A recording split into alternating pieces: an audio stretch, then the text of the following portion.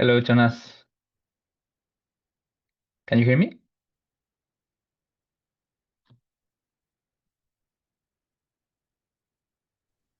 Hello. Can Can you hear me? Oh, yeah. Yeah. Can you hear me? No? I can't hear you. This is unfortunate. I will fix this. Carl, can you hear me just to check that I don't have an issue with my microphone or anything? No, your microphone is wonderful. Okay. Okay, cool. I can also hear Jonas, but I don't know if he can hear you. Now I can hear you. Good. Great. Okay, perfect. Nice. Did you manage to get the link? I just sent you the email or Yeah, no, okay. I had a Teams link from beforehand, so Oh yeah, because we moved like a couple of months ago to Zoom. Yeah. Yeah, if you wanna share your screen to check that everything's working and so on. yes. Thank you. Good.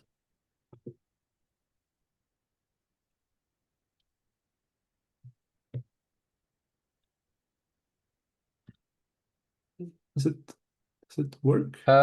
Yes. Okay, cool. I think we can start then. So today we have Jonas Hallgren. Hopefully that's how Yes. it's pronounced. So he's gonna be talking about active inference in the context of multi-agent systems. So yeah, feel free to start. Thank you. Thank you. So yeah, I guess I'll just do this maybe or something so I can see myself and the rest of you. Yes. So I am Jonas Hallgren. I am working for Equilibrium Network, and we are, I guess, trying to study collective intelligence from a more foundational way. And I'll just get into it.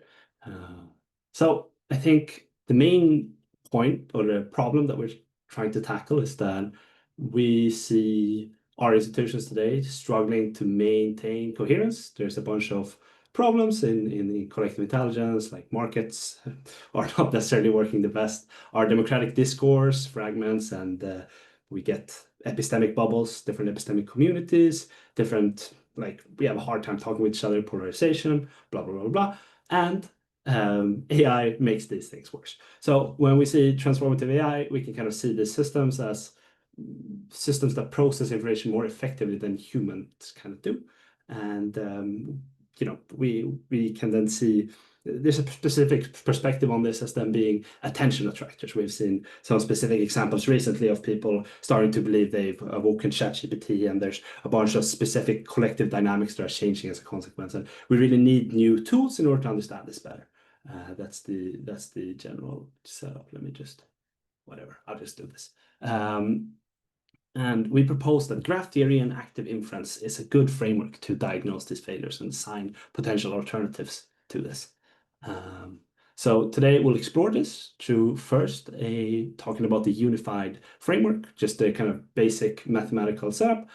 Second part would be kind of then applying that setup to diagnosing some institutional failures. And the third one being talking about potential new architectures and other ways of applying active inference and similar things to design new alternatives and find emergent agents. So I'll just get to it. Yes, substrate, structure, and dynamic, right? So I defined these three parts. And basically, the substrate, in our case, is a graph. It's a system of interacting information processing agents, very general.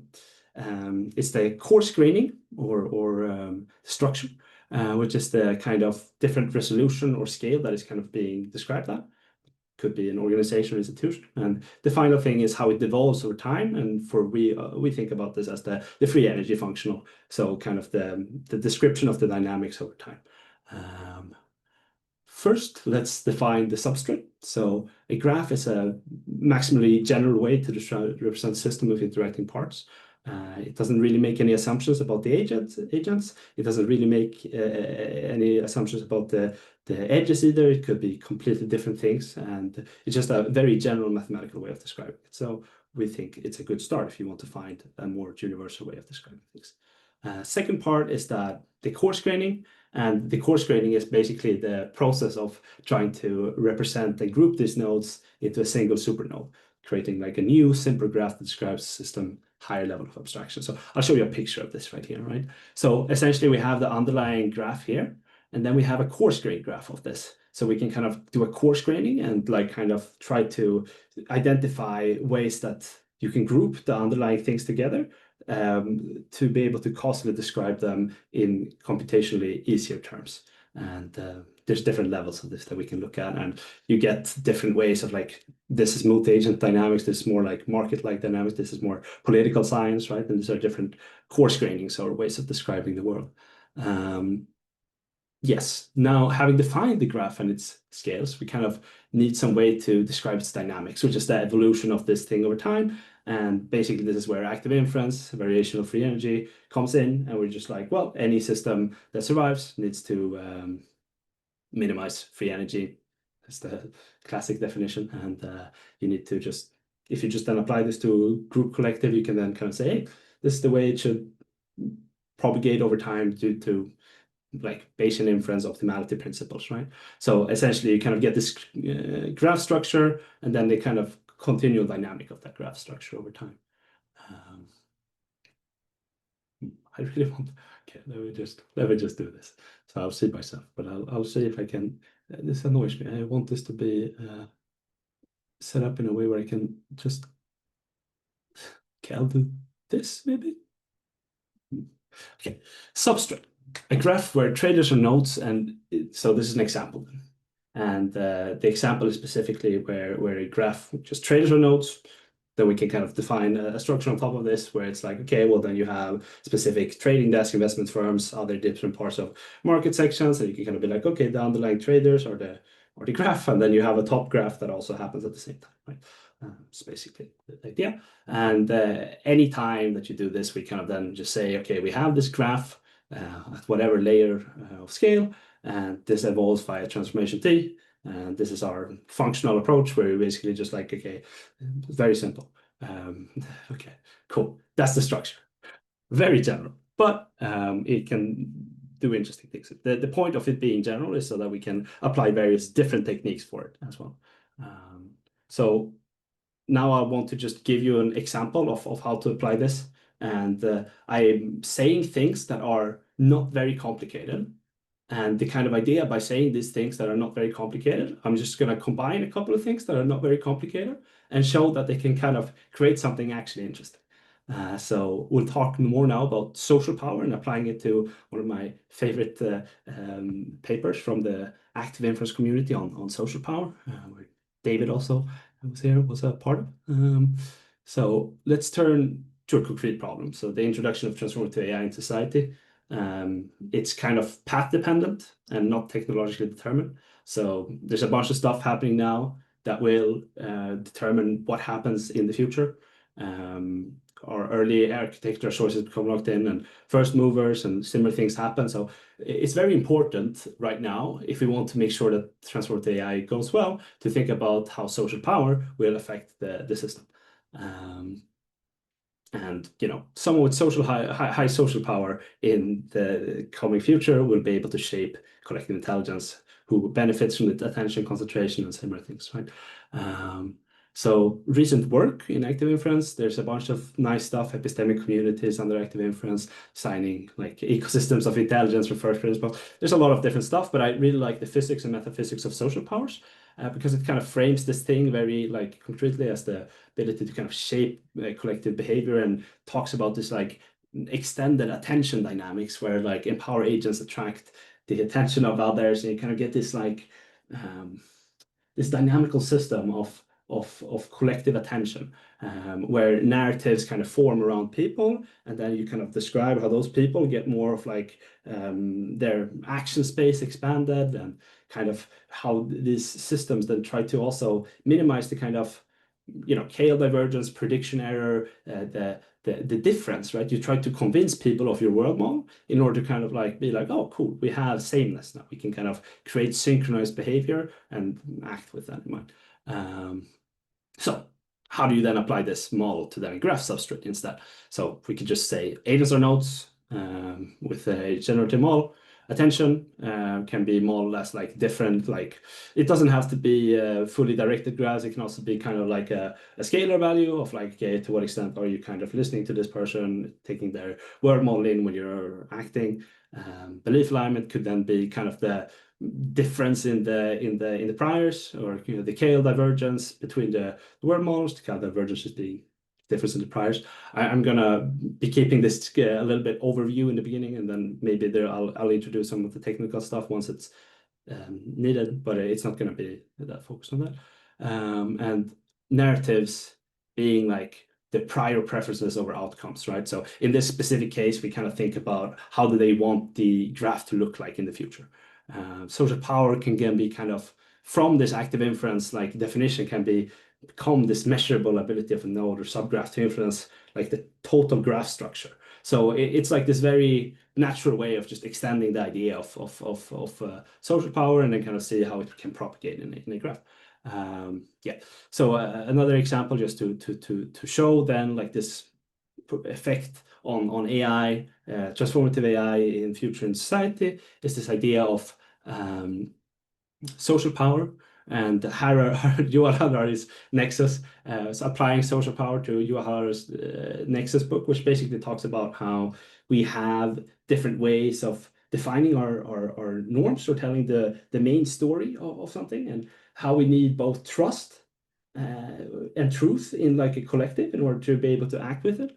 And what he kind of mentions is that the Bible and the written religious texts were one of the main things to do this in the past, because it basically just allowed you to be like, look there, this is what we're going to follow. Yeah, and kind of talked about how this is a dynamic that's yeah, will then also shift coming up, because essentially we don't actually have, like, we can have a specific book, but you can also have a specific AI, right? You can have an AI that like awakens, or an AI that does whatever, right? That kind of tells you, like, to individual people, tells you about a specific moral code and individualizes it. So it's no longer like just a centralized source of like a static source. It becomes a dynamic source. And that is like, has a lot higher risk in terms of power concentration and like defining the dogma, or like defining an epistemic community, because it basically just allows you to do static definition dynamic, which is like, okay, well, you can just optimize it for each individual person, and yeah, not good. So basically, this is kind of what happens. It's a little bit chaotic of a picture, but it basically states that this kind of higher level organizations, such as like nations or corporations or certain things, can then define some sort of general like kind of moral code, and they can then make the population interact with a generalized moral code, and then you get a quite like a large way of interacting with like the bottom up social network that exists. So you know, this can make AI-enabled actors be able to manipulate entire information landscapes. And the question is then who controls the system and how it's set up. And it's like a more generalized form of the, I guess, pluralistic alignment problem, or whatever you want to call it. Yeah, so cool. That's first example. And now we go to a second example, which I also think showcases this kind of way of like, how can you actually use graphs in order to visualize some of these problems in society. And I think we're going to go to the Friedman story of coarse-graining in economics, and basically show how it's a neoliberal economics is basically an idea of a specific graph coarse-graining. So we can kind of look at this as like a story where the market fundamentalist kind of assumes that each agent in a network does this sort of information sending to an invisible hand of the market, right? It's a way of continually updating from like the underlying network and finding what their like collective utilities are to some extent. So the kind of ideal version of this, you would kind of get this like direct like upload of like, okay, cool, like now we have the like collected like wants of humanity because our market works perfectly, and it's like low latency, high information place for distributing truth, right? Well, yeah, so it's market fundamentals. So the kind of idea then is that we can just reduce everything to this thing. We can reduce everything, all coordination, everything to market mechanisms, right? And we can then kind of aggregate this distributed information, and you get the invisible hand of the market, and everything is great, right? Well, the problem is that if you look at the social power thing, where like power kind of naturally concentrates with regards to the people who already have it, it's like this kind of attractor dynamic, then like powerful agents will accumulate resources. You would get these hierarchical systems and this like kind of a self-reinforcing cycle that kind of just creates stronger attractors in the higher ends of the stage. So instead of getting this like kind of nice little bottom-up causation direct like thing here, you kind of get a lot more top-down causation. So the kind of places where these things come from is like the invisible hand of the conglomerates or whatever, right? So it's not really that like the networks are giving the information. It's rather that the networks are being changed and shaped through this like top-down causation organizations, conglomerates, that then like start controlling the system more. And this is the classic like story of like the neoliberal versus like a neoliberal critique, right? But it's basically done through this like graph viewpoint, because you're essentially one of the systems is trying to say this is what we're doing, and this kind of chaotic attractor, or like not chaotic attractors, not really chaotic attractor, just this attractor actually turns this system into this system, which is not good, because then you don't get good information flow or like good balance of powers, as you would say in political science terms. So this is basically what's also explored in the unaccountability machine, and they talk about this like kind of general economic story, where economic optimization becomes the kind of legitimate coordination, and you're trying to almost hyperstition, right? Which basically means that you're trying to say this is the model and kind of convince everyone that this is the model so that they should act with regards to that model, into like kind of believing that like all you need to do is maximizing shareholder value. But this creates barriers from externalities and similar things popping up. So coarse-graining kind of becomes this accountability avoidance tool. So you have this like model, the story that you're telling that is not like coupled to reality. So yeah, and AI can actually amplify these dynamics, because as we saw, as I showed earlier, AI systems represent this kind of stronger attractor systems, and there's certain things that are going to be amplified with this. If you can create this, like, dynamic Bibles, it's not necessarily something that will lead to betterment of these systems unless we do something about them, because the way we're already going is towards top-down control. So we need new stories that acknowledge power dynamics, and we need kind of transparent, contestable hierarchies, and kind of like, even if hierarchies are to some extent inevitable, we kind of need to make sure that they are held accountable somehow. But then the question is like, what are structures that can actually more naturally do that? Because it's like you can't just wave a magic wand and be like, okay, let's get rid of all the hierarchies, let's drop everything. What is the alternative that you're proposing? And so the alternative that we are kind of proposing is that there's actually other types of collective intelligence architectures than just markets. There are different ways to like aggregate rules, and there's different ways to kind of like talk about trust propagation. And there are explorable hybrids that are kind of in between these existing systems that we could set up, such as like using markets as the underlying truth signal, but then having a democratic decision-making system that's not going to be captured in the same way, or like and social networks to set up defenses. These things are to some extent already explored within political science, but they're not robustly scientifically informational, like from an information theoretic scientific perspective kind of explored. And that's kind of what we want to do. So we kind of want to build like an experimental foundation to be able to do this type of collective intelligence research.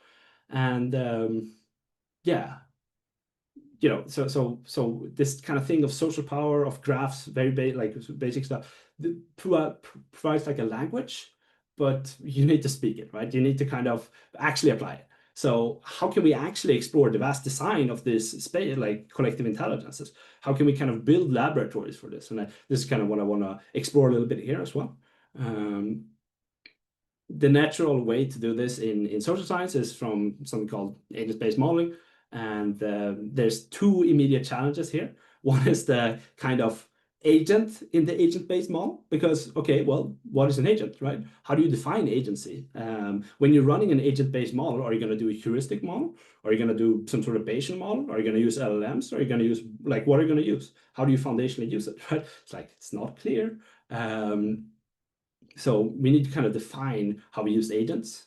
And even with simplified agents, this kind of space of collective intelligence is very large. So we can't really like, it's hard to brute force it. There are some ways to like run initial tests and similar things with existing systems that we have, but we do think that the kind of foundations here need to be better described. And I think applying something similar to Sutton's bitter lesson, which is basically that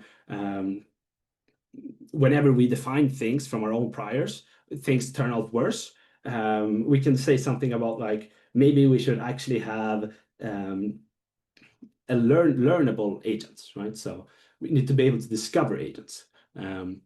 So to do this, we also need a principal mathematical way to coarse-grain the system. And kind of, if you think about this existing like graph as like, okay, these are the individual agents, and then each, like when you have a coarse-graining of that graph, it's almost like you're defining a collective agent based on that system. So when does a group of interacting nodes begin to act as a single causally autonomous agent? And this is like one of the core questions that we're trying to like tackle. And we have a couple of different ways that to do this, and this will be a little bit more technical, but I think this is the like core interesting part of what we're potentially saying. So to speak of an agent's causal power, we must first define causation itself. So I think one of the problems that I sometimes find myself confused with, this will be a question later on as well, is this idea of like defining an agent in terms of Markov blankets, or whether should you do it in like information anthropic terms? Should you do it in other ways with regards to like it can plan with itself in mind? And I'm like, okay, well, this is actually an interesting. So is it like correlational, or is it kind of causational? And the idea here is from Eric Ho.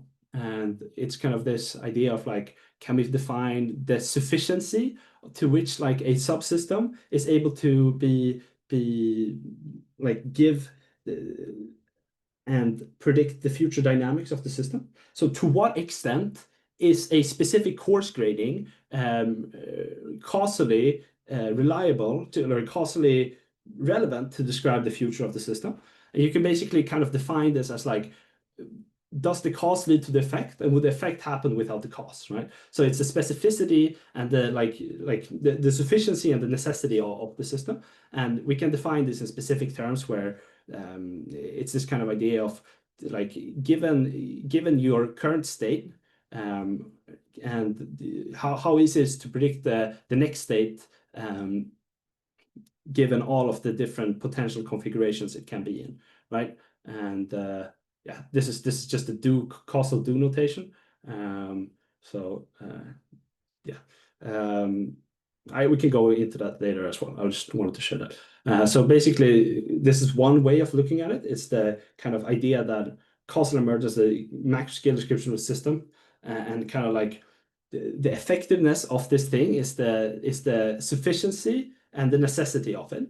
And if the sufficiency and the necessity of the macro state, the new coarse-graining that we have, is larger in terms of causal power than the underlying system that we have, then we could say, oh, we have a new causal agent. That's like one idea of how to approach it.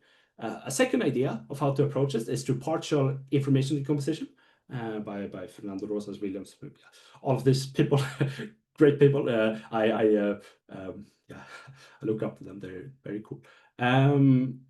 The kind of idea of mutual information between two sources, and like what is the level of redundant information, what is the like level of unique information. So like when you're interacting in like this pair of like two agents, like how much is coming from the first one, how much is coming from the second one, and what is the synergistic information. So it's the synergistic information that we kind of care about. It's the information that's available only when considering both sources together, and kind of this kind of relating it to this idea of like, well, this means that it's emergent information that comes from the coarse graining or like higher coarse graining of the system. So these are two different approaches of kind of looking at like how collective agents emerge and like how they are predicted for the rest of the system. One is the causal way. The other one is the more information anthropic kind of neutral information way. And I find like this could be potential ways of defining collective agency, but this is like a little bit unclear to us what we want to do with this. And yeah, these are initial ideas, but if they work, we could do some cool stuff with ABMs, right? So we can kind of define this like underlying layer of the network of the multi-agents working with each other. We start running it with this like existing ideas of like, okay, well, this is this type of structure. These are the ways that they interact, and they kind of evolve with regards to active inference. Or an energy functional, and then over time you start to like running these causal emergence and similar clusters to kind of see, is there a way for us to coarse grain the system to kind of detect super clusters? And if we can do that, we can then to zoom out, start running it there at the higher level, keep going, and then zoom down again if it like kind of we find that it loses track of reality. So one of the problems here is, of course, like how do you know when to run the ultimate coarse graining versus like a coarse graining at a higher level, and that's a little bit uncertain. But basically, this would be then to some extent a parameter, and you can kind of, one of the nice things about using a graph as well is that it allows you to very easily apply things from dynamical systems theory and percolation theory to kind of describe like, okay, when do the dynamics start to become chaotic? And when they start to become chaotic, you can kind of put more computational power in order to actually make sure that you know what's going to happen. So you can kind of create this like more adaptive agent-based models. And yeah, we could start then constructing a mathematical laboratory for kind of the systematic exploration of collective intelligence. So kind of define the substrate and the fundamental priors.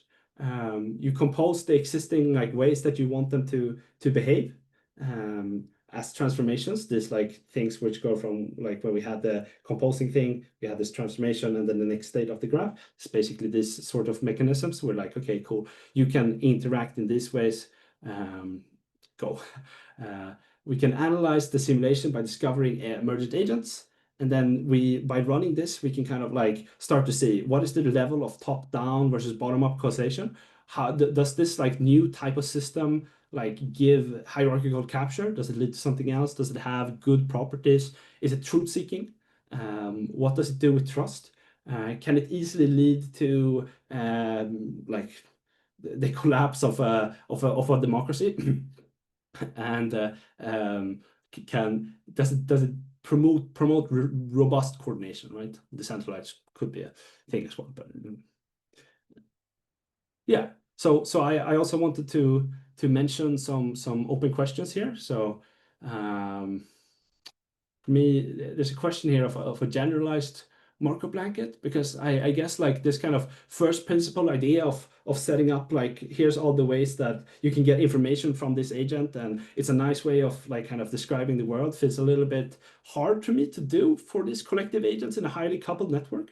So like, can we really find closed Markov blankets here? Do we need some other way of looking at it? Maybe this causal emergence thing could be like, okay, well, if it's 95% sufficient to describe it, like, are there ways to not necessarily have to have full conditional independence, but like ways to kind of measure some new form of generalizing Markov blankets? It's like one of the questions that I have.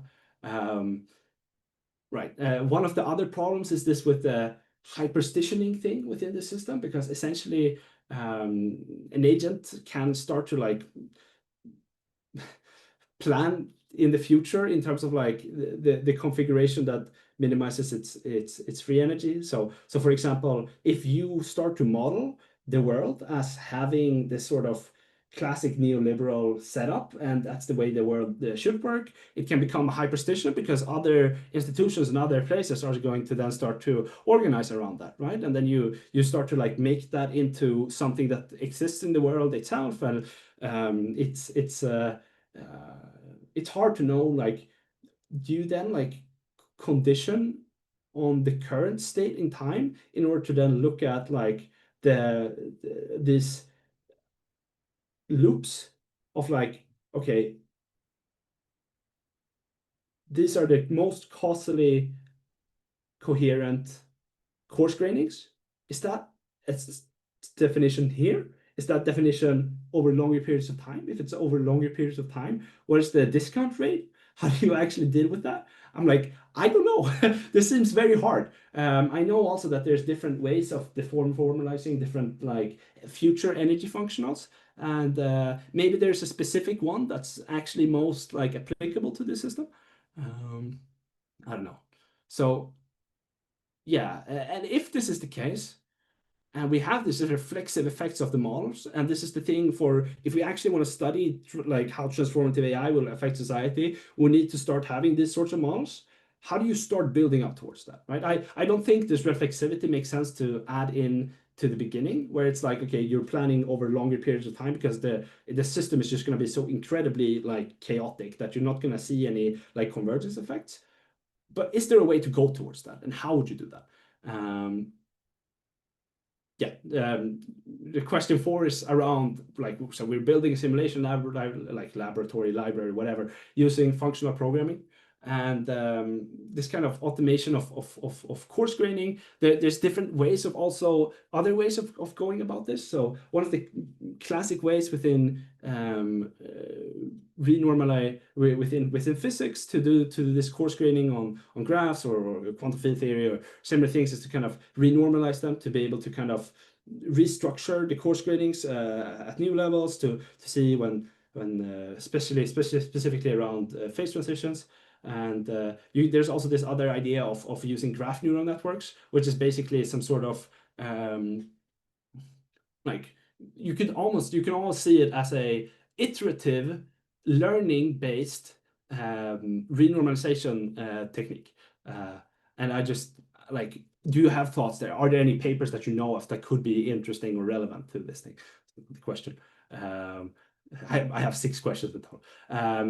Current categories for collective intelligence. They come from Center for Collective Intelligence, that is Thomas Malone there, and they've done a bunch of observational studies, a bunch of other things over time, and just like kind of using that as a prior to see like, okay, well, what are these seems to be different ways that people categorize collective intelligences, but like, are there ways that we can kind of restate them? So do you have thoughts on this? I kind of want to know that as well. Like, can we define the state spaces of potential collective intelligences by like the coupling strength, like how fast like you send information? So a market sends information a lot faster than a democracy, or like the topological structure of it. So like a market is very like centralized one-to-one, but then you have this in a democracy, you have this one-to-many function, but a network is more of a decentralized mesh, right? So there's different like ways of describing these sorts of things, and then you can kind of start to talk about like, is this type of graph topology instead, right? So then you kind of get to this like new space of collective intelligences as well.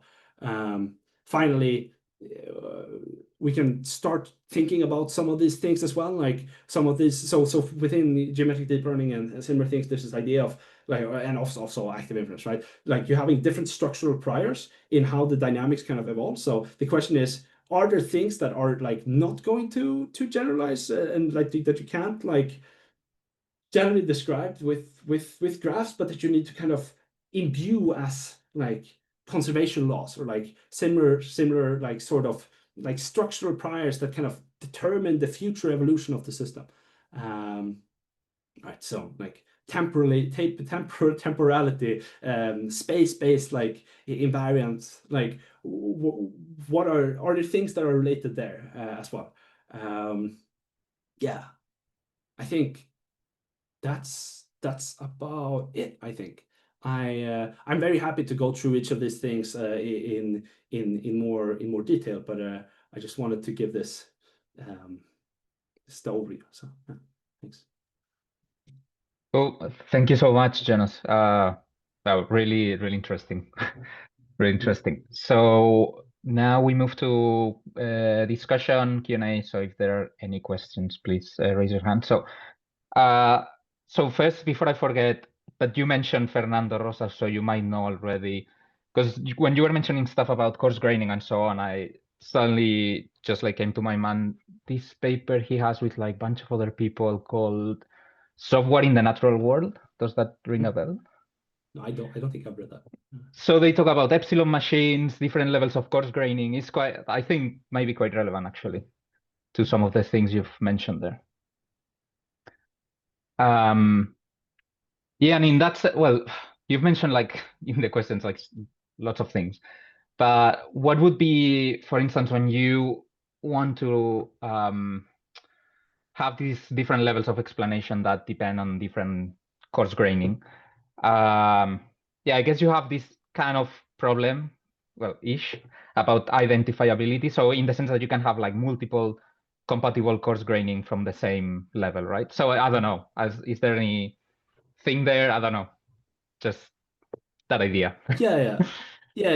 I mean, so one of the things that I mentioned there is this agent-based, the agent from the agent-based model, and this is one of the things that we've been exploring as well. Is like kind of what are the different intentional stances that you have in different fields, right? So because what you're saying there is like essentially like, okay, well, how do you choose like a good axiomatic system in order to kind of create like to minimize your model error? And it's like, well, is there a fundamental way to do that? Like not really, right? No, I don't think so. The thing you can maybe measure it with the like causal emergence thingy, where you're like, okay, given I have this model, how much causal like explanatory power do I actually get out of this new coarse graining that I have? But then the question is, where do you sample coarse grainings from? And I think this is like this is one of the things that where we're also like I didn't mention this earlier, but one of the core things with this is that we want to describe a general language so that we can compose a bunch of ideas from different fields onto the same type of thing. And basically the idea there is that, okay, well, if you're dealing with market level coarse graining, the way that you should kind of like induce stuff there is probably take stuff from economics, right? Because people have studied that for like 40 years or like more, like 60 years, right? Like, and then you're like, okay, well, don't reinvent the wheel, come up with a way to kind of like, as I like to say, like steal as much as possible. There's this like collective intelligence thing where, you are stupid as an individual, but we are smart as a group. So we can combine the stuff into a group and then put it together and everyone will be happy. Yeah, it makes sense. So like borrowing inductive biases from different disciplines or something like that along that direction. Yeah. Yeah, exactly. Yeah. Cool. Okay. Well, I see I have more questions, but I'm gonna leave for other people. So Ryan, you have your hand raised. Yeah. Yeah, hi, thank you for the talk. So I heard you mention Harari's nexus and how different information flow could be kind of like the spectrum between what could be the difference between a true democracy and something like an autocracy. For an agent-based model, do you see that as a way to moderate or mediate certain forms of information flow to kind of cut against the sort of bottleneck system that would facilitate an autocracy? Okay. So if I can restate the question, is it possible to simulate different types of information flows in an ABM to kind of see whether something will evolve to an autocracy or a democracy? Is that the question, or is there some Exactly. question? Yeah. Go ahead. No, I think this is the thing that I'm hoping for, right? I think the thing I'm hoping for is that the graph, if you imagine this multi-agent systems and information processing graphs, they will just be like convergent structures there or something. So there might be given certain changes that you do to the dynamic, right? So even if you have maybe one of the strongest things that you could also do then is like, so this one of the things that we're doing is adversarial testing. and try to see, is there ways to make them kind of immune, right? Is there a way to make a democracy immune from ever collapsing to an autocracy? Or is there a way to always like kind of get a convergence proof towards democracy given like a certain set of incentives or other things? So I think the kind of the idea and the hope to some extent is that you can do this sort of a thing. I mean, it's quite ambitious, but like I don't see why it wouldn't be possible. It seems very, yeah. And just a quick follow-up. The other avenue for kind of like this information flow is what you mentioned, people kind of amounting to their own information bubbles through the use of things like autonomous agents and LLMs and something like that. Do you see something like that? How do you see that interacting with, I guess, this network or description of a network of distributed information versus closed information? Yeah, I'll let you react to that.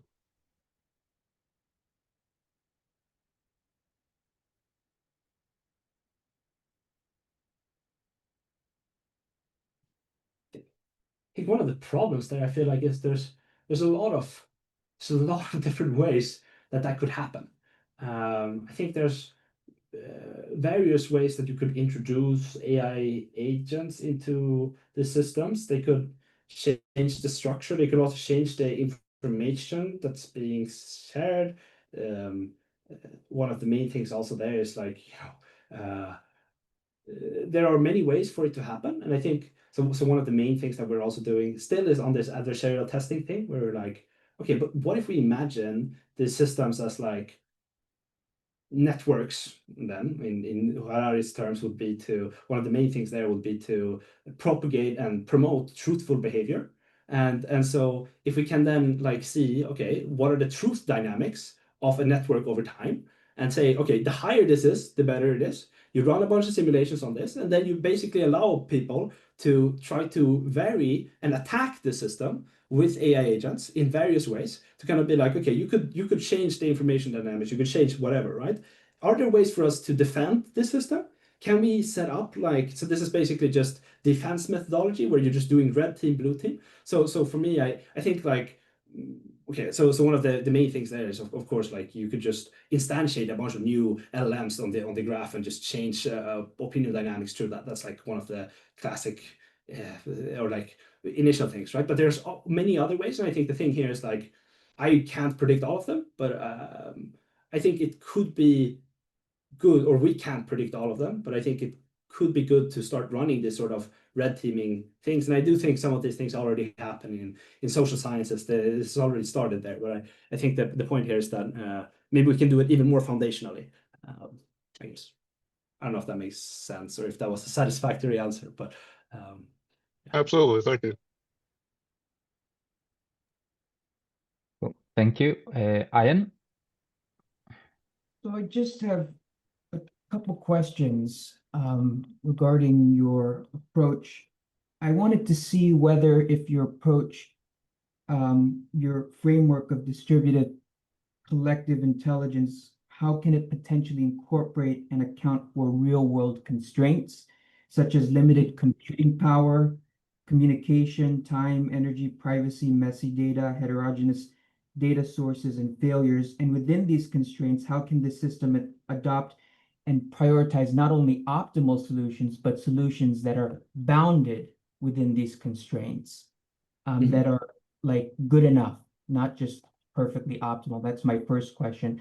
My second question, as regards to your emphasis on graph theory and graph neural network models, I was wondering if you're familiar with the frameworks of graph theoretic based brain mapping that you see with Danny Bassett, Ed Bullmore, and those folks who implement these particular principles of complex systems in applying to understand, the human brain and its interacting brain regions. And I'm wondering if that framework can also apply sufficiently to better understanding how these semi-autonomous or autonomous AI systems operate? So those are the two questions that I have. Oh, and one observation, I think a wonderful source of insight that you could look into, if you have not looked into it already, I think you have, is Herbert Simon and his frameworks of bounded rationality. That's a very much, and his ideas that reminded me when you were looking at, those neoclassical, neoliberal economic frameworks that are always ready for an optimal solution. Herbert Simon's approach often looks at that system, but within its, within its limitations and constraints, because we're not perfectly rational objects. We do have biases and do have certain schemas that guide and direct our decisions. And I was wondering if that could apply to autonomous AI systems as well. Yeah, I will look in. I mean, I've looked at Herbert Simon stuff a bit in the past, but not really his economic system analysis or something, if that makes sense. So I'll tackle them in reverse order, and then I'll ask you for the first question again, so just to restate it, because I kind of forgot a little bit. But I'll ask you after I've answered the second thing as well. And I think the second thing that you mentioned there of the this brain mapping thing, I definitely think that could be very applicable. One of the main things here with the graph theoretic model is that making it general is a way of inviting techniques from various domains to help solve some of the problems, right? So I think one of the main things here is just that, hey, this is a way to describe collective systems, and there's a lot of other fields describing graph theoretic dynamics, and we can actually apply those fields insights to those things. So that's something I'm definitely gonna look into, and that sounds very interesting. I guess the main thing that's also like important here is to kind of talk about whether the same, like, whatever you want to call it, right? Like structural invariance or same like kind of symmetries or whatever thing, like I'm using more like physics like language, but whatever, same assumptions, same axioms are kind of holding in these systems, right? Because maybe that's not the case. And the first, okay, now we get to the first thing, which is the question of what to do in like more constrained environments, right? Can it actually handle like non-theoretically optimal like systems? And I think the main thing where it's like, it's the nice thing about a general model, but then it's like you need to make it more specific for the specific constraint examples. But I mean, since it's basically just a graph, message passing graph evolving over time with regards to some sort of energy landscape based thing, you could just quite easily imagine applying things from like dynamical systems theory or like these various optimization methods within physics, where you restrain a bunch of different boundary conditions, and then you start to look at like how the systems behave over time, and basically kind of introduce like for your problem, you would probably introduce a set of like a bunch of these computational constraints and similar things, and it's probably really important to do that there. And in computational social science, right, one of the main things that's a problem is actually getting data. There's a lot of like practical implementation problems that are also existent there. But I think basically the point here is that we kind of want to run simulations of AI systems in ideal conditions to point out what might be possible. So and once we pointed out what might be possible, we can then implement those things that are possible, these new forms of collective intelligence, on systems that are like actually applicable, right? And you kind of need to do a little bit of both, because if you're just going to create something like, oh, this is possible, this is great, and then it's like it's described in quantum field theory, and then you need to start applying it to social science, you're like, yeah, it's going to be a large theory practice gap. So you kind of need to do that iteration. I hope that makes sense. It does. Thank you. And Jerry as well. You have hand raised as well. Yeah, I was wondering if you could go back to that question 6. I'm not sure if I have anything to add to it or not, but I was just curious if you could expound on the conservation law question you had there. Yeah.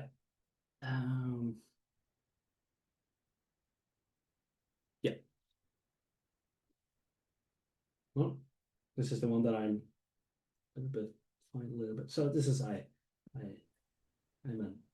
not Gotcha. sure if this is. Yeah, go ahead. Just Sorry. as background, I'm in marketing, and so that one kind of struck me because I do feel like, at least as we're looking at like how we try to change markets, there is more than just the agentic stuff with like a chat GPT, for instance, but what we find is it's very difficult to change those market dynamics, and they evolve very slowly. Something else that kind of came to mind was just some of Michael Levin's work on axis of persuasion, because thinking about that a lot, and that it's often more than narrative. There's different types of learning at different, parts of the collective, if you will, that are happening.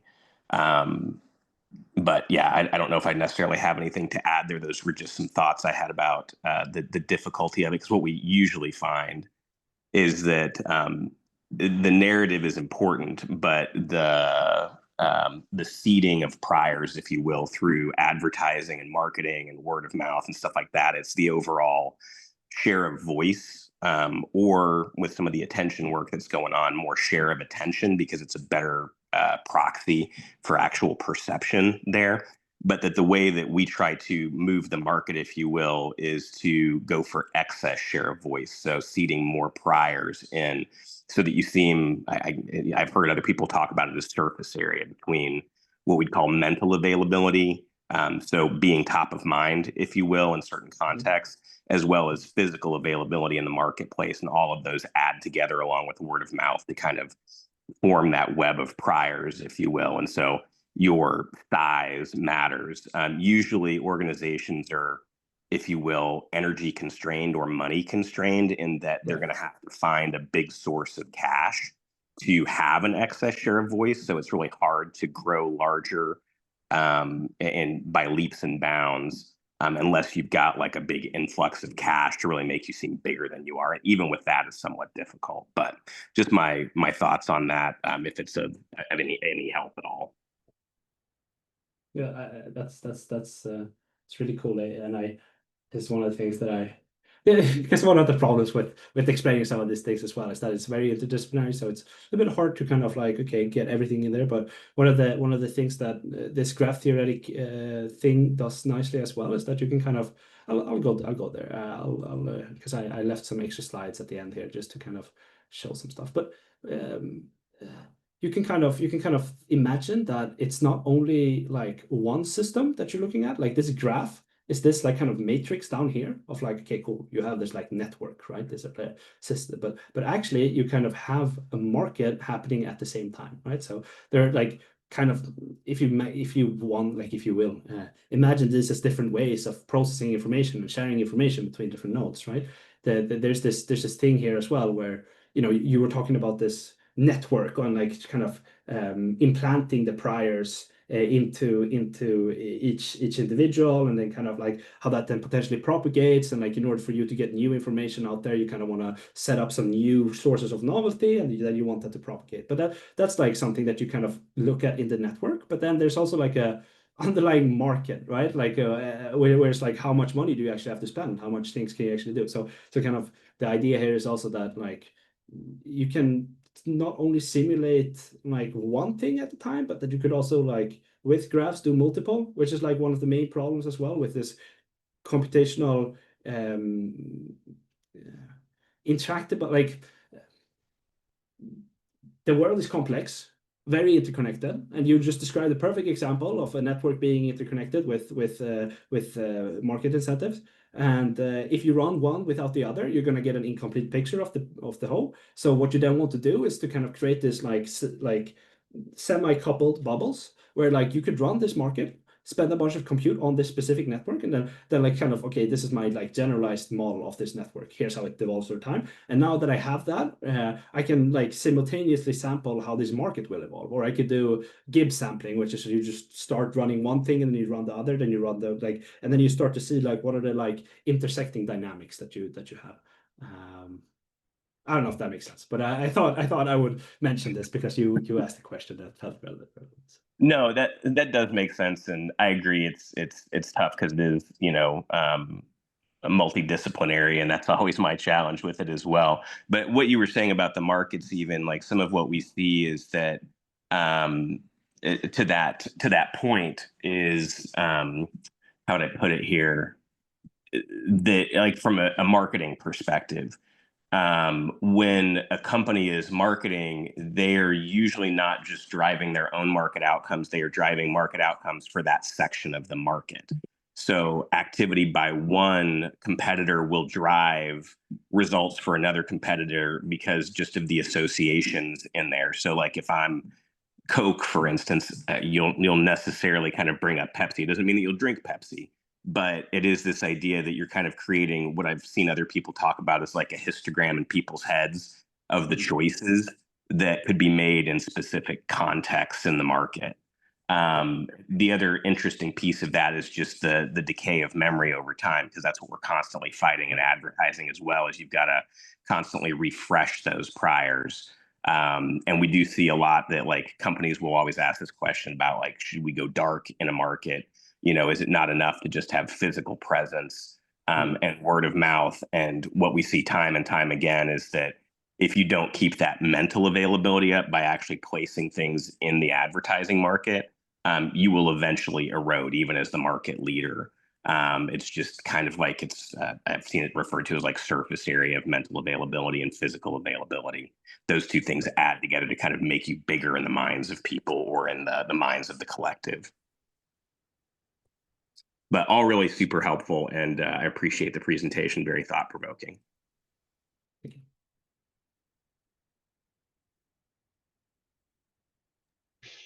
Cool. I see Carl turn on the camera, so gonna pass it on to Carl.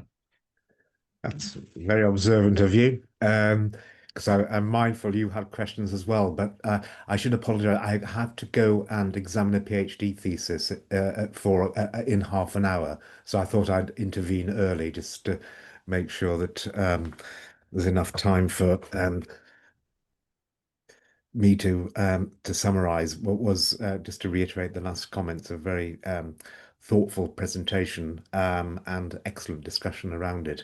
Multidisciplinary, and in that spirit, I'm going to limit myself to how to try to bring all these multidisciplinary strands together within a common framework that practically helps closing what I never heard of before, which is the theory practice gap. So I'm just and I'm going to do so with a very colloquial focus, which is the free energy principle, and suggest that this is a sufficient framework within which to install all these different multidisciplinary perspectives, and at the same time provide you with a software environment for agent-based modeling of different kinds that will close that theory practice graph. And I have to say that, well, first of all, the issues you're dealing with, you're absolutely fascinating and obviously very, very relevant. They should be, I think, at least resolved or addressed from a first principles perspective of self-organization, and are likely to be demonstrated or used or applied through numerical simulations. So I think what you're aiming for is a mathematical analysis that is sufficiently broad to accommodate all the different perspectives that you've articulated, which will then underwrite a numerical analysis with message passing on a graph.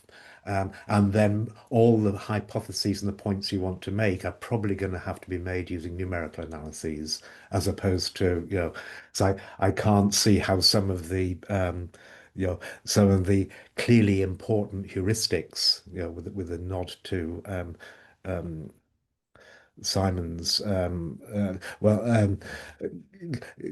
going to be, if you like, derivable analytically, but certainly with the right sort of principled numerical simulation framework, you could demonstrate if we simulate this, then this happens as predicted. So That's going to be my focus. While you were talking and during the conversation, I was just picking out papers from the free energy principle literature, which might, if you haven't already seen them, and possibly you have seen most of them, provide specific points of reference for a simulation framework.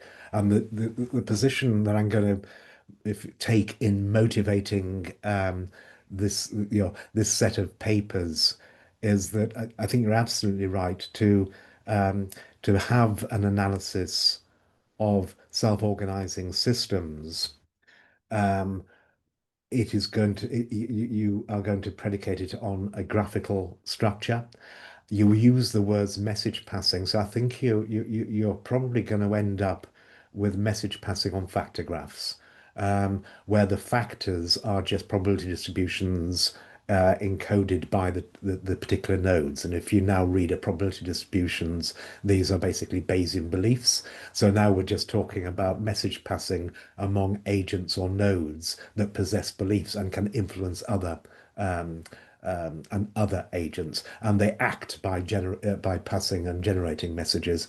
So if you commit to this very particular graphical formalism, which is basically message passing on a factor graph, that has the advantage that now you've got your distributed processing, a calculus for distributed processing that has a conservation law, and that conservation law is a path of least action. And the action is the path integral of the variational free energy, otherwise known as an evidence upper bound or moral evidence or marginal likelihood, adaptive fitness, whichever field you come from. So you've got at heart now a calculus and a formalism that plays out as message passing on a factor graph, where the objective function is well defined and conforms. It is a principle of least action, and therefore there is an associated conservation law, and that has everything, if you like, in it from the sort of an analytic perspective. The question now, of course, is the structure of that graph and the implicit priors. You talked about constraints, and of course, those constraints get into the message passing on the factor graph.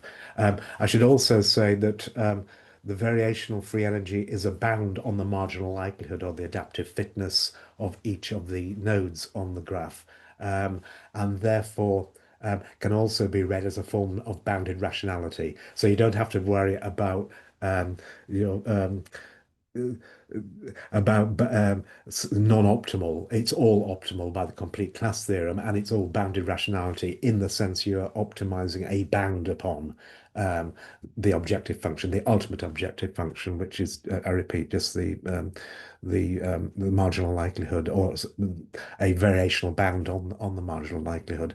So in that spirit, there seems to be two approaches that you could take, just listening to the conversation.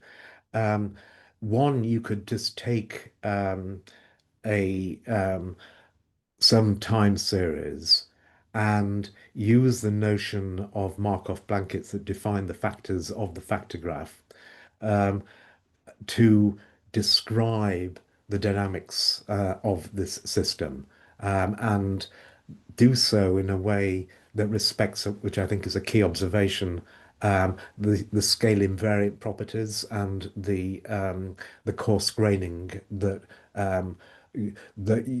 rests upon the structure, the statistical structure of the graph, which rests upon the statistical independencies, which rests upon the Markov blankets. So this would be basically complex system modeling, where you're just describing the self-organization apparent in the data under a particular factor graph based upon Markov blankets and the coarse graining of those Markov blankets. That has been pursued, as rightly pointed out. I think it was, was by Ryan or Jerry, I can't remember now, but that has been pursued certainly in the complex system modeling of brains and the scale-free aspect of this in neuronal networks as opposed to neural networks. And I'll give you an example of that. The other approach would be to pursue the agent-based modeling paradigm.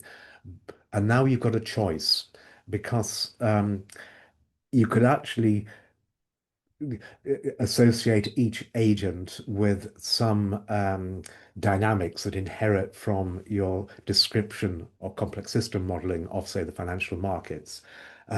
Or you could say, no, I'm now going to give each agent the, intentions and belief structures by modeling them as active inference agents. So each agent now, at the scale of an individual agent that can plan, is now um, um, part of your agent-based simulation. So this, I think it was presented at last year's International Workshop on Active Inference.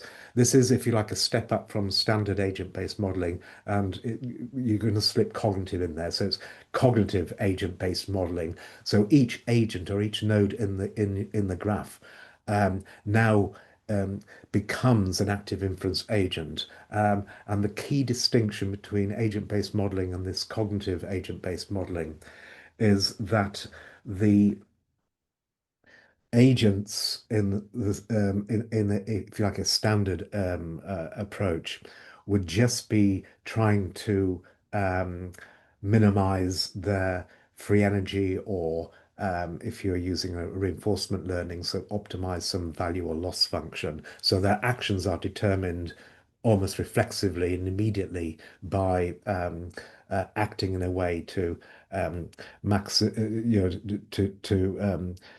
minimize their surprise or maximize their utility function. However, if these are true cognitive agents, they will also have intentions and plan. And then you're moving now, if you wanted to simulate this, not into actions that minimize variation free energy, but actions that minimize expected free energy. And this brings a certain kind of epistemics to the table. So the agents now are not just trying to maximize utility. They are acting in a way to resolve their uncertainty about the opponents or the other agents on the graph. And this means that you're dealing now with each agent as something that is information seeking as well as loss function seeking or goal seeking. That can get very, very complicated numerically because you have to simulate lots of these epistemically hungry agents who are all trying to learn about each other and update their beliefs about themselves in relation to each other to converge exactly as you say on this sort of synchronization manifold or generalized synchrony, or sort of the kind of interoperability that leads to the synergy simply because there's a shared narrative, and you illustrate that with the Bible as social norms. So I'm just saying, I don't know of any papers or work that has actually bitten the bullet and addressed the fundamental difference between classical agent-based modeling and active inference based modeling. But it's a choice to be made, and it looks as though you're going to have to make that choice, or at least put the question out there, because there's going to be a fundamental difference between simulating agents who are information seeking under constraints. So the eccentricity energy has both the information seeking and the goal seeking parts, characterized in terms of the epistemic and pragmatic or instrumental values associated with each policy or each move. There's going to be scale specific.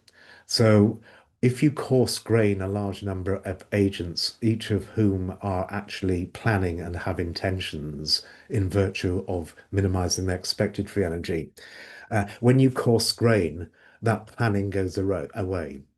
So you can that creates an interesting issue when you start to think about the coarse graining, because when you coarse grain a lot of agents with intentions, the collective does not plan. So the weather, the financial climate, the market does not in and of itself plan. So the collective intelligence does not plan. And yet it is a perfectly apt description of microscopic ensembles where each element of that ensemble is actually planning. So that's a really interesting issue because you're you're still in the world of the renormalization group and scale invariance and coarse graining operators, but there is a qualitative distinction between the an individual that has intentions and plans in the context in which she finds herself, and the behavior of an ensemble or a group of such individuals that does not collectively plan. So that's, to my mind, a really interesting issue that comes back to the distinction between just modeling, complex system modeling on financial markets and simulating the emergence of those complex dynamics on the basis of an ensemble of agents that have intentions and plan and are effectively, I repeat, sort of information seeking and resolving uncertainty in order to learn about the system or the ecosystem in which they're operated. What distinguishes collectives plan those that don't? The distinction really is the selection amongst a set of long-term policies. Um, so if you as an individual are going to be deciding what to invest in, then you are going to enumerate or evaluate a set of particular policies. If you were simulating this, you would evaluate them in terms of the expected free energy, and then usually select the one with the smallest expected free energy. Or if you're doing sort of what's it called? Min-max, I can't remember what it's called now. Probability matching. You would actually sample from your policy from the softmax function of the expected free energy. There are two choices you can make here. Whereas the opportunity for that selection is denied in the absence of agents that just respond on the basis of optimizing say a utility function, or indeed variation of free energy as a utility function. So one way of thinking about this is that a thermostat is certainly optimizing something and could be written down in terms of acting so as to minimize its variational free energy, and indeed, strictly speaking, the expected free energy, but it's not selecting amongst a set of particular policies. It's just pursuing a path of least action. So it's just reflexively responding. Whereas you and I don't do that. We move from, say, if you're a biologist, a homeostasis to an allostasis. We work out counterfactual futures and then we select among different counterfactual futures. So that was in answer to David Hyland's question, what distinguishes between collectives that plan and do not plan? It's basically the implicit generative model of any given collective, say a single brain, a collection of brain areas. If there is an implicit generative model that entertains the consequences of various policies in the future, then these kinds of collectives have the opportunity to plan. Whereas if not, then sometimes referred to as they are merely reflexive or engage in merely reflexive active inference, such as thermostats. They just respond without actually selecting one thing or another thing. And of course, on average, a planning collective will, on average, respond reflexively. Or it look as if it will, with a sufficient degree of coarse graining. So it's always going to be describable as something that's not cognitive, and then we sort of fall back to this sort of more descriptive, possibly classical agent-based modeling. It's a really interesting issue. Which, as I say, I don't think has been fully addressed in simulation or certainly in the active inference literature, but it's a really fascinating issue. I notice I've only got 10 minutes to go. Would you mind if I grab the screen and just quickly race through, just so we've got recording or documentary evidence of papers that I think, if you haven't read, you'd enjoy reading, that will shape the way forward. specifically from the point of view of applications of the free energy principle and the sort of the technology that offers. So if I can share, send request, yep, that's good. Could I just ask as well, really quickly? Yep. This idea of is there a way to maybe condition the coarse graining that you get on the fact that it can choose between different policies? I've seen some work that like you can model like a community of active inference agents as an active inference agent itself, and so there's certain times when you can actually do that and like kind of look at it as like doing the sort of planning, and then maybe instead of like having it as being like 5 nodes in a larger factor graph, you could just say like this new node is like all these 5 nodes together interacting in a factor graph with other nodes. That's kind of the thing I'm thinking of. I don't know if that makes sense, but that's the thought. Well, I haven't got an answer to that question, but it's exactly the kind of question that it would be really interesting to answer. How would you infer that a particular collective behind some macroscopic Markov blanket is planning? Of course, you'll never know because you can't see behind the Markov blanket. But what you can do is set up hypotheses that that this collective is actually planning, and then you can sort of say, oh, it's got 1 policy, it's got 2 policies, it's got 3 policies, and under this generative model, it would select either 1, 2, 3, or 4, and then assess the evidence. So this comes under the rubric of cognitive phenotyping or computational phenotyping, basically inferring that the behavior of this node or this collective can be best explained as planning under a generative model that was conditioned upon one or a small number of policies. And so in principle that can be done, but it hasn't been done to my knowledge. And notice that you never know, because once you've specified your Markov blanket, everything is as if on the basis of what you can see of that collective, which is just the sort of inputs and outputs and the Markov blanket. I guess you could argue, well, actually, in simulation, we actually know what's going on underneath.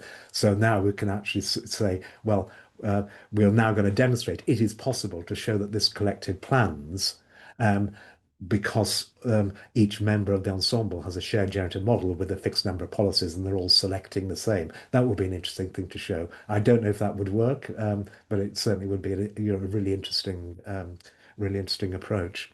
I put this up because of mention of Danny Bassett, who for your interest, I was her external PhD examiner when she was working with Ed Bulmore, a friend of mine. This is an example of how you take microscopic time series, apply the market blanket formalism that underwrites causality in the sense of Pearl, but also the sort of control theoretic causality that is implicit in the free energy principle,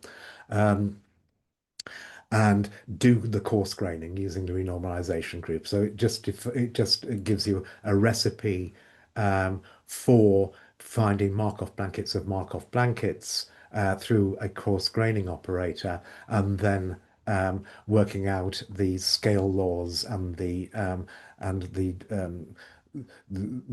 collective behavior in terms of here the title was not so much in terms of in terms of sort of little parcels and particles and particles of particles and particles of particles. So that this is just a practical illustration of what can be done that comes from neuroimaging time series analysis that is purely descriptive. We're not interested in the inner machinations of each node. We just want to say, given its behavior and given a coarse graining of a number of nodes into a new node with its own Markov blanket, how can I best describe the behavior, and how can I then look at the scaling laws and the scale invariance in terms of power laws over in this particular instance space and time in terms of the underlying dynamics. So I thought that might be of interest of a practical sort. Oh, that's the same thing. Just in case you're not come across this, you might want to just look at this EU funded project spearheaded by Luis Bravo. and who are explicitly concerned with applying first principles, including the free energy principle, to voting dynamics and the like, which seem to speak to some of these issues.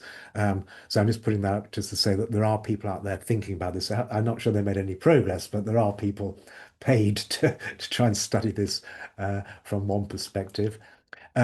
This paper speaks to the top-down and bottom-up causation and the coarse graining that you would get from application of the free energy principle when viewed from a evolutionary perspective or theoretical biology perspective.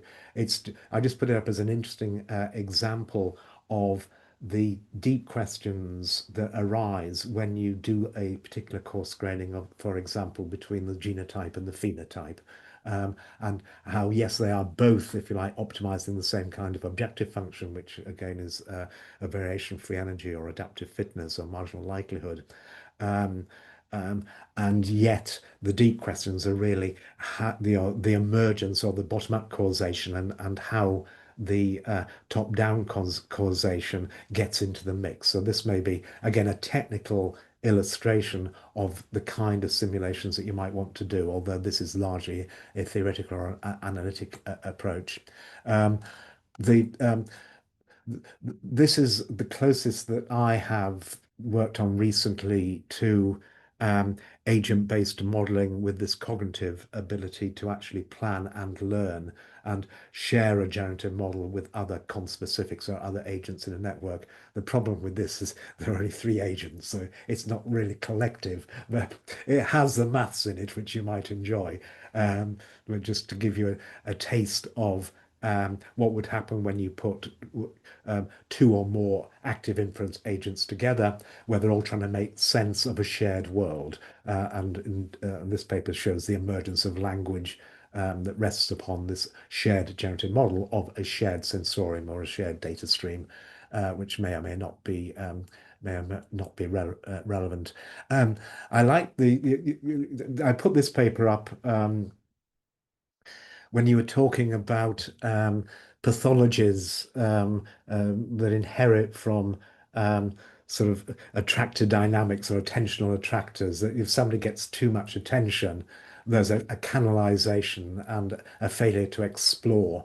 It just reminded me of the work of Robin Carhart-Harris, which pursues very similar ideas, but not in finance or the markets, but in psychiatry and neurology, that some prior beliefs that inherit from some coarse graining and hierarchical model become so precise and entrenched, they're self-canalizing. And this can lead to quite horrendous pathologies in psychiatry and neurology. So I thought there was a nice sort of parallel there between your application and applications of these ideas to neurology or in the life sciences.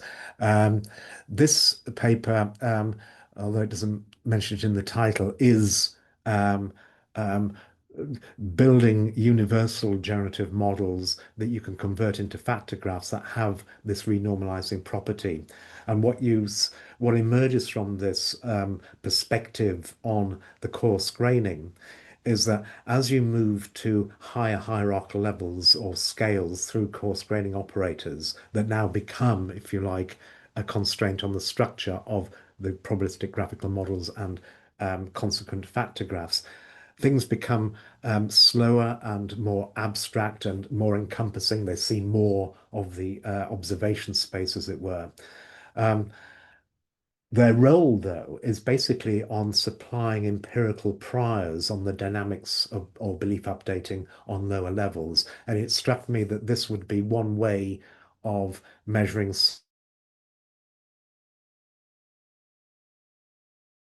social power, in the sense that collective dynamics or structure, cause effect structure, in a particular, in a given network, then you're then providing empirical priors on all the elements of that network will maximize the joint free energy or evidence that incorporates these higher levels, these sort of coarse-grained versions. But if there's not, if everything is independent, then the added complexity of adding these coarse graining will actually reduce the free energy, and therefore you can quantify the social power of a more centralized or coarse-grained collective description of agents in terms of the increase or decrease in the model evidence of the complete hierarchy